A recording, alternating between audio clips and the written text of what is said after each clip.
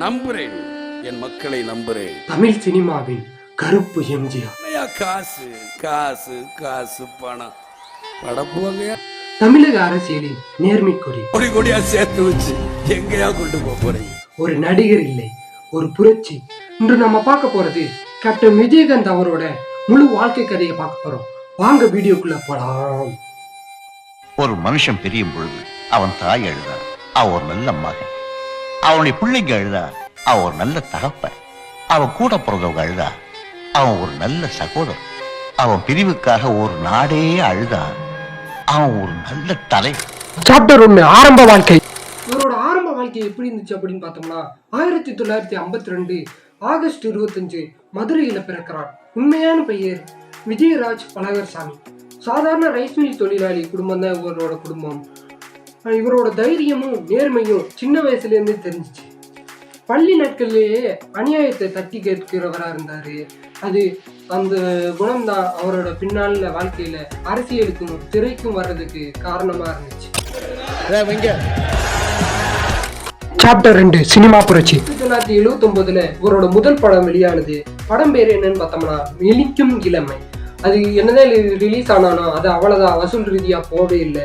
அதுக்கப்புறம் 2 வருஷம் கழிச்சு 1981 சத்தியம் என்கிற ஒரு படம் வெளியானது. ஆனா இது அந்த மாதிரி இல்லாம ராட்சச வெற்றியை பெற்றுச்சு. அதன் பிறகு 154 படங்கள் ரிலீஸ் ஆச்சு. எல்லாமே வெவ்வேறு ஜானர்ஸ்ல வெவ்வேறு விதமா ரிலீஸ் ஆச்சு. எல்லாமே வெற்றி அடைஞ்சிருக்குது. நம்ம இதை நோட் பண்ண வேண்டியது. இவரோட படத்துல நம்ம நோட் பண்ண வேண்டியது என்னன்னா, இவர் ஃபாலோ பண்ணது ஸ்டண்ட்மேன் இல்லாம தானே நடிச்சிருக்காரு. எல்லா காட்சிகள்லையும் பாத்தீங்கன்னா தெரியும் அவர் தான் நடிச்சிருப்பாப்புல. அடுத்து 90களில் கண்டினியூஸா 20 படங்கள், அதாவது 100 நாட்கள்ல ஓடி இருக்கு. எல்லா படமும் 20 படம் ரிலீஸ் ஆச்சு. அந்த 20 படமுமே ஒரு படமும் 100 நாள் ஓடி இருக்கு. பார்த்துக்கோங்க. கேப்டன் பெறாருங்கிற ஒரு படத்துக்கு பிறகு இவர் எல்லாரும் கேப்டன் அன்போட அழைச்சிருக்காங்க. அதே முக்கியமானது நம்ம நோட் பண்ண வேண்டியது. நடிகர் சங்க தேர்தலில் இவர் போட்டியிடும் போது 98% வாக்குகள் இவருக்காக வந்திருக்கு. அதுலயும் ஜெயிச்சிருக்காரு. இவர் தான் அதுல ஒரே நடிகர் 98% வாக்கு வந்தது. ஓகேங்களா? அவரோட படங்கள் ஒரே செய்தி தான் சொல்லுது. என்னன்னா, அநியாயத்தை எதிர்த்து நில், பலவீனத்தை காப்பாத்து.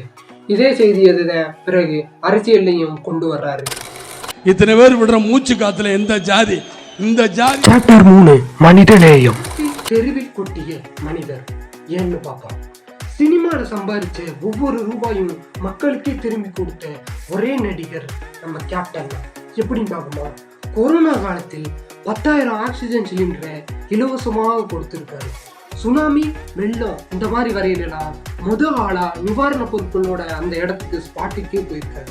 அப்புறம் 3வது என்னன்னு பார்த்தோம்னா, இலவச மேரேஜ்க்காகவும் இலவச ஆம்புலன்ஸ் சர்வீஸும் இலவசமாகவே வழங்கியிருக்காரு. இந்த மாதிரி மனசு யாருக்கு? லட்சக்கணக்கான மாணவர்களுக்கு ஸ்காலர்ஷிப்பும். ஒரு முறை ஒரு ஏழை பொண்ணு திருமணம் நடத்தி கொடுக்கிற இவர் ஒரு வார்த்தை சொல்லியிருக்காரு. என்னன்னு பார்த்தோம்னா, எனக்கு பணம் தேவையில்லை, மக்களோட சிரிப்பு போதும் அப்படின்னு சொல்லிட்டு அந்த இடத்த விட்டு கிளம்பி வந்திருக்காரு. அப்புறம் நம்ம நோட் பண்ண வேண்டியது ரொம்ப முக்கியமான பாயிண்ட். உதவி செய்யும் போது இவர் மதம், சாதி, கட்சி இந்த 3 இதையும் அவர் பார்த்ததே இல்லை. எல்லாருக்கும் பாரபட்சம் இல்லாம உதவி பண்ணி பிறந்தோம் வளர்ந்தோம் இறந்தோம் இல்லாம 4 பேருக்கு நல்லது பண்ணிட்டு போவோம் தாயி. யாராவது செலவு பங்கு நினைச்சு அதெல்லாம் பண்ணிக்கிட்டு இருக்கோம். சாப்டர் 4, அரசியல் பயணம். எப்ப ஆரம்பிச்சுச்சுன்னா 2005 செப்டம்பர் 14 தேமுதிக பிறக்கிறது. 2006 தேர்தலை உடனே எதிர்கொண்டு ஒரு கூட்டணி கூட இல்லாம 8.4% ஓட்டு வாங்கி தமிழக அரசியல் வரலாற்றிலேயே இதுவரை யாரும் செய்யாத சாதனையை படைச்சிருக்காரு. இதுவரைக்கும் யாரும் அதை முறியடிக்கவே இல்லையா? அதை நம்ம நோட் பண்ண வேண்டியது. அடுத்து 2011 எலெக்ஷன்ல ஏடிஎம்கேயோட கூட்டணியில கலந்துக்கிட்டு 29 இடங்கள்ல வெற்றி பெற்று எதிர்கட்சி தலைவரானார். ஒரு எதிர்கட்சி தலைவரானவன எதுவுமே பண்ணல.